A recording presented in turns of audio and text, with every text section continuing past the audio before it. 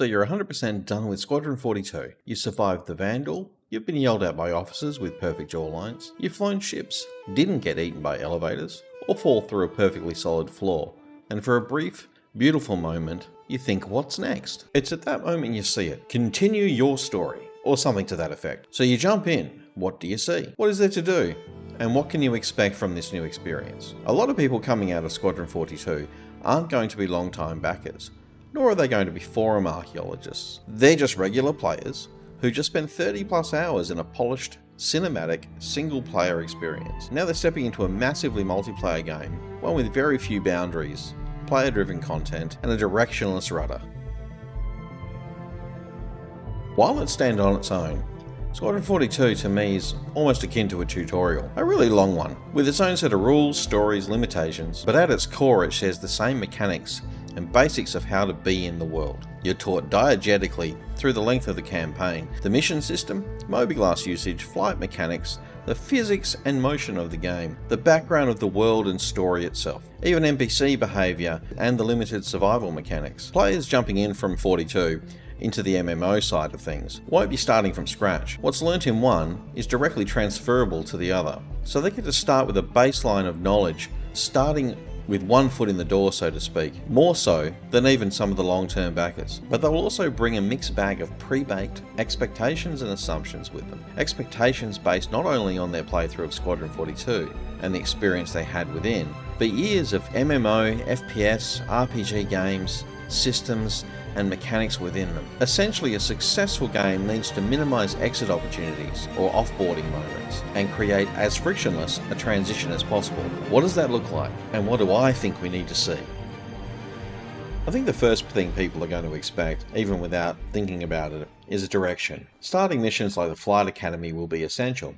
No one wants a tutorial, pop-up, or wiki tab. Show, not say. A picture, or in this case, a narrated, directed set of missions is worth 1,000 words. In Squadron 42, you always know why you're doing something. You're given missions, they build a story, completing one after the other, rewarded with new items, options, missions, stories, or paths to take, making the next mission matter as you move on rails following a bouncing ball to the inevitable conclusion of the story. So when players log into Star Citizen, they're going to look around and instinctively ask, okay, so what's my role here? They'll expect mission chains. They'll expect jobs that connect to ships, skills, and player choices. They'll expect to feel like today's session wasn't just a random assortment of contracts pulled together from a vending machine. While this is only temporary, and once the hand-holding diminishes, the player will in time acclimatise to the sandbox environment and the freedoms within it. New players without years of investment will need a hook or a hand to hold, or the jarring change between directed story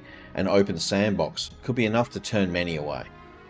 Squadron 42 will be very good at making you feel like you're improving, like you're progressing. Without a traditional leveling system, it will need to employ other methods. As an example, you'll fly better ships, be trusted with more responsibility, get bigger missions, play for higher stakes. The game acknowledges your experience, rewards you appropriately, and progresses your character through actions and things and opportunities. It's only natural to expect at least that in the MMO. Then you jump over to Star Citizen and it's do what you like style of play. This could result in a culture shock and create an exit opportunity. Players are going to look for long-term goals that aren't just buy a bigger ship. Progression in Star Citizen will need to take on new form, adapting to allow new and old players alike to truly work towards rewards both individually or as a group or organisation. Reward systems could take the form of an updated reputation system, fleshed out, allowing for deeper branching trees with tangible reward systems and in-game perks, new landing zones or missions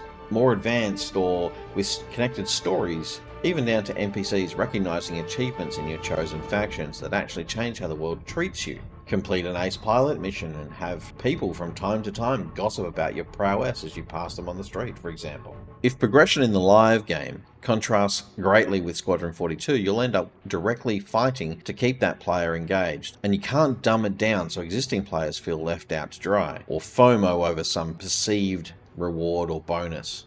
It'll be a juggle. Squadron 42 is setting a high bar for NPC behaviour. Conversational NPCs with fully scripted voice lines and cutscenes. Squadron 42 will be loud, and then Star Citizen will be crickets. quiet. By the end of the credits, players will be very used to characters that react, emote, respond under pressure, and generally act like they exist, even when the player's not in the room. Meanwhile, over in Star Citizen, they stand on tables, T-pose, walk through floors and walls, cower at the slightest upset, and block stairwells and doors, all while reciting the same handful of wild lines. Some do feel purposeful, but most it's an immersion-breaking experience. Player immersion in an MMO scenario isn't a luxury, it's not something that can be taken lightly, especially in something like Star Citizen. Without it, the universe feels like a theme park instead of a sandbox environment. Every landing zone becomes an echo of the next, and the only real change might be the colour splash or a change of clothing on the NPCs. It becomes boring. While in some situations, AI is a bad word and a plague on society at large, in the case of NPC interacts and dialogue, a system like conversational AI could be extremely useful. CIG will have to take steps to rapidly and positively fix NPC behaviour, however they manage to go about it. While not necessary because of Squadron 42, but MMOs traditionally come bundled with a robust social system, something sorely lacking in the current day Star Citizen. Players, both new and old, are desperate for chat systems, block features, player ratings, guild systems, better trading, and so much more. New players especially will need more than just proximity chat chaos, and then in combination with that, they'll need incentives to actually work with other players.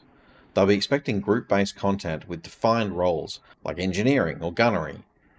Scenarios where flying solo is possible, but cooperation is clearly the smarter play. Star Citizen needs to feel like a cohesive community of players. If everyone is technically together but functionally alone, it'll fall flat on its face on one of the cornerstone features of modern multiplayer games. While long-term backers can put up with a broken social system, new players won't, and they'll just walk away. On this one at least, we have had some information recently letting us know that there is an update for the social system coming. Personally, I'm waiting with bated breath. Probably the biggest hurdle facing Star Citizen in the wake of a successful Squadron 42 launch is the endgame. Right now the endgame is 2 PvE/EVP worm fights, 1 giant laser and the Wicklow cachings. We have Rockbreaker coming soon and the combined arms Vandal Hunter missions in next. But we'll need more. Instancing will play a large role here, with the likes of the municipal works and other larger underground facilities or stations, similar to the ASD facilities. But Star Citizen will need big drawcard locations per system, with each location having a different feel, play type, reward systems, giving players reasons for visiting. Without this, new players will not only drift away, but existing players could leave entire systems abandoned and forgotten. And this is just combat alone. There needs to be endgame content for mining, salvaging, bounty hunting, scouting, medical and so on. Crafting can lean heavily into this as well. For anyone who remembers Star Wars Galaxies, non-combat professions were as important as combat ones, with doctors buffing players, crafters making the best gear, houses, ships and more. While that game was open-ended, it did have an end game. Squadron 42 might be the best onboarding Star Citizen's ever going to get. Squadron 42 will instill players' expectations with how ships work, how combat flows, what the universe should feel like at its best. If Star Citizen can meet even a reasonable percentage of those expectations, structured gameplay, meaningful progressions, believable NPCs, and the all-important endgame and social systems, it sets itself up as a natural continuation to the story that they've already been playing through. Squadron 42 will cross that line into the MMO. With high expectations, modern gamers are not tolerant of okay anymore. With all the eyes on Star Citizen, people need to accept that they'll be looking for perfection. While realistically not possible, it is up to CIG to make players transition from the single player to the open universe and stay. I hope my conversation has sparked some questions. I hope it brings to light ideas, and if nothing else, starts a conversation. Squadron is scheduled to arrive later this year, and Star Citizen needs to be ready. The question is, can it hold the line?